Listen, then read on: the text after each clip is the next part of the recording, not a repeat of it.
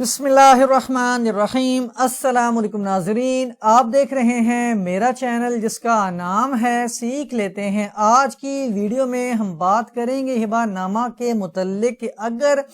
کسی بھی property immovable property کو ہبہ کیا جاتا ہے اور اس کے بعد اس شخص کی وفات ہو جاتی ہے، جو شخص واہب ہوتا ہے، جو پراپرٹی کو ہبہ کرنے والا ہوتا ہے،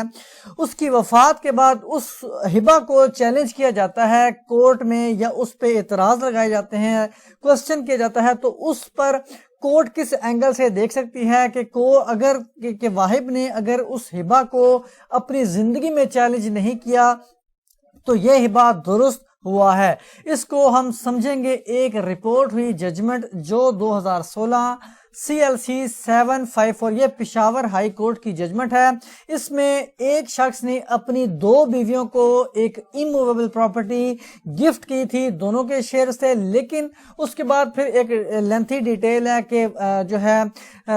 ایک وائف کی وفات ہوگی جس کو گفٹ کیا تھا ایک وائف کی، اور اس کے بعد اس کا جو شیئر تھا وہ دوبارہ ہسبینڈ کی طرف چلا گیا۔ اس طرح جو ہے اس کے ایک فیکٹس تھے، لیکن ہم جو آج کا ہمارا مین ٹاپک ہے اس کی طرف رہیں گے کہ کورٹ نے اس کے بارے میں کیا آبزرویشن دی، کیا ریمارکس دیے، اس کو ہم ذرا دیکھیں گے، لیکن تفصیل میں جائیں گے۔ لیکن اس سے پہلے ریکویسٹ ہے کہ چینل کو سبسکرائب کریں تاکہ فیوچر کی کوئی بھی ویڈیو جو میں اپلوڈ کروں اس کا نوٹیفیکیشن آپ تک بر وقت پہنچ سکے۔ کافی ساری ویڈیوز میرے یوٹیوب چینل پر موجود ہیں پراپرٹی سے ریلیٹڈ، آپ ان کو ویو کر سکتے ہیں۔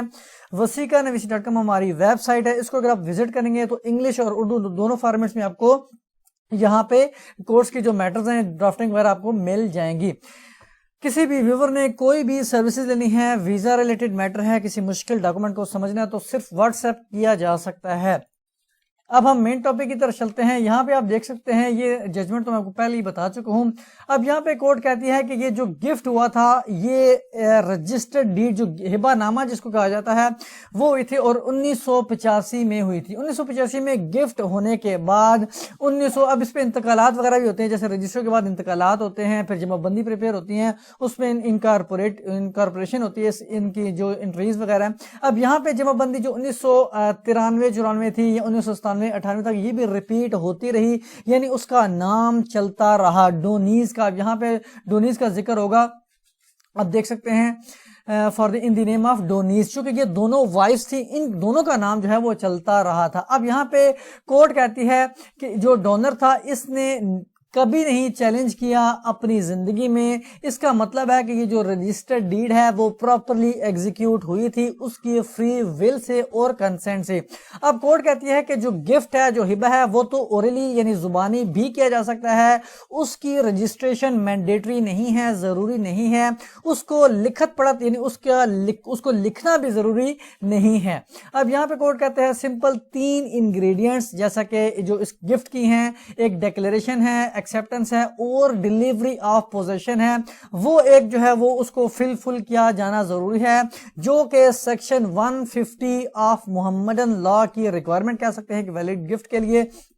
کورٹ کہتی ہے کہ جو گفٹ ہے، ڈیکلیریشن آف گفٹ ہے، وہ پروو ہو چکی ہے، اس وجہ سے کہ یہ جو ڈیڈ تھی، یہ جو گفٹ ڈیڈ تھی جس کو کوسچن کیا گیا، یہ تو ایک تو پہلی بات ہے کہ یہ رجسٹرڈ ڈاکومنٹ تھا، اس کو اٹیسٹ کیا سب رجسٹرار نے، اور اس کے ساتھ ساتھ اس کی انڈورسمنٹ بھی ہوئی، اس پر انڈورسمنٹ کی سب رجسٹرار نے، اس وجہ سے اس کو سیکشن 60 آف رجسٹریشن ایکٹ کے تحت پریزمپشن آف ٹروتھ حاصل ہے۔ اور اس کے بعد ساتھ کورٹ کہتی ہے یہ بھی ایک وجہ ہے کہ جو ڈونر تھا، جو واہب تھا، جس نے